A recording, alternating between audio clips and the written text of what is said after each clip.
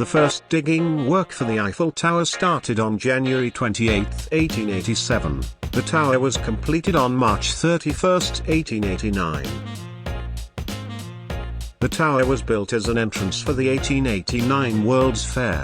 To mark the 100th anniversary of the French Revolution, Parisian hosted the 1889 World's Fair, hoping to be considered for the high-profile project. Artists from around the nation sent in plans for a structure to mark the entrance to the fair on the Camp de Mars.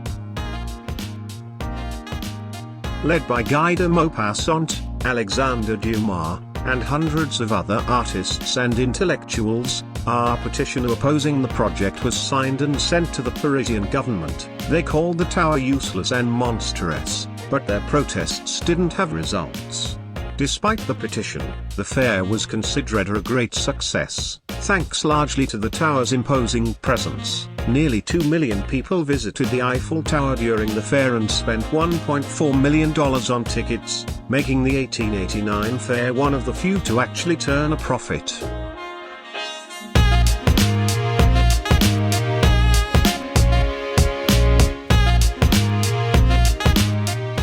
The Eiffel Tower was supposed to be torn down after 20 years.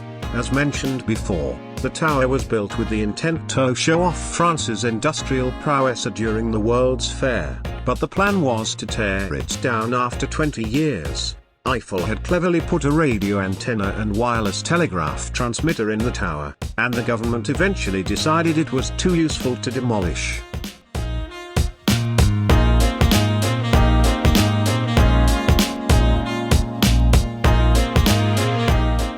What if I told you that the Eiffel Tower grows in the summer?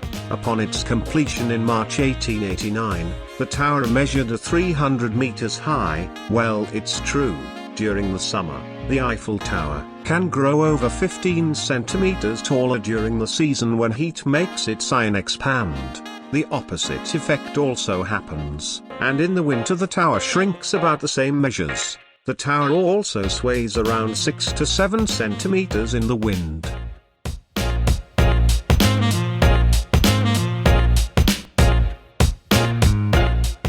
The repainting of the Eiffel Tower is done by hand. Since its construction, the Eiffel Tower has been repainted 18 times and gone from red-brown to yellow to today's bronze. Strictly traditional methods are followed while repainting the tower, which means it's still done old school, with a paintbrush and a bucket, and no mechanical painting is allowed. Every 7 years, around 60 tons of paint are applied to the tower. It not only keeps the so-called Iron Lady, La Dame de Fer, looking good, but it also helps keep the iron from rusting. Today it's painted a special color called Eiffel Tower Brown, which gives it its brilliant bronze color. The paint on the Eiffel Tower weighs as much as 10 elephants.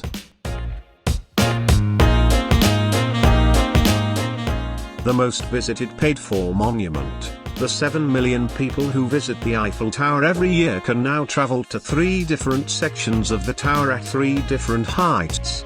The first level is 189 feet high and includes an observation area, a reception room named after Gustave Eiffel, souvenir shops, an art show, a restaurant, 58 Tour Eiffel, and a transparent floor. The second floor, at 379 feet, includes another observation area and Le Jules Verne restaurant. The top level offers amazing panoramic views at 905 feet high and a champagne bar, where you can grab a glass of wine. The Eiffel Tower welcomes almost 7 million people a year, making it the most visited paid-for monument in the world.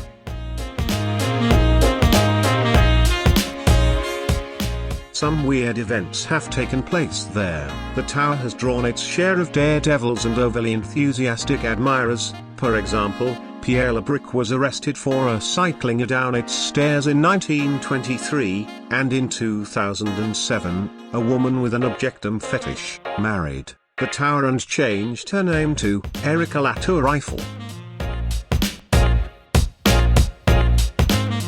The tower was closed during the German occupation French resistance fighters cut the cables for the Eiffel Tower's lifts, so Nazi officers and soldiers had to climb the stairs, and the monument was closed to the public during the occupation from 1940 to 1944. Hitler actually gave the order for the military governor of Paris, Dietrich von Colditz, to destroy the tower, along with the rest of the city, but fortunately, his order wasn't carried out.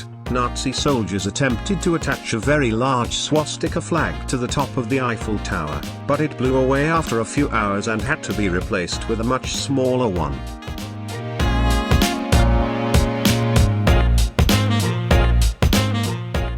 Despite its name, the Eiffel Tower was actually designed by Maurice Koechlin and Émile Nourguier, two senior engineers in Gustave Eiffel's company. He did, however, put in most of the investment and later bought the right to the patent. The tower's main designer was one of Eiffel's employees, senior engineer Maurice Koechlin. After viewing Koechlin's initial sketches, which Eiffel felt were too minimalist, the architect instructed Koechlin to include more details and flourishes in his redesign. Eiffel approved the final design in 1884.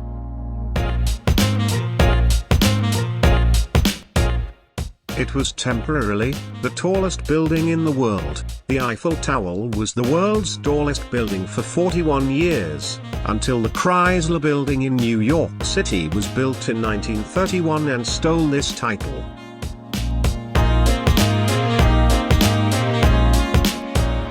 It's technically illegal to photograph the Eiffel Tower at night. The tower lights up each hour at night and sparkles in what is called the illumination show.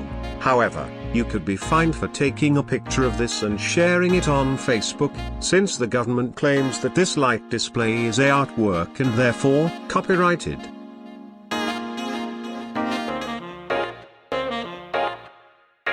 The names of the 72 French scientists, engineers and mathematicians who contributed to the building of the Eiffel Tower are engraved on the sides of the tower under the first balcony. The list of the 72 names contains no women. The list has been criticized for excluding the name of French mathematician Sophie Germain, whose work on the theory of elasticity was used in the construction of the tower. If you enjoyed the video and if you learned something, please like and subscribe. Thank you.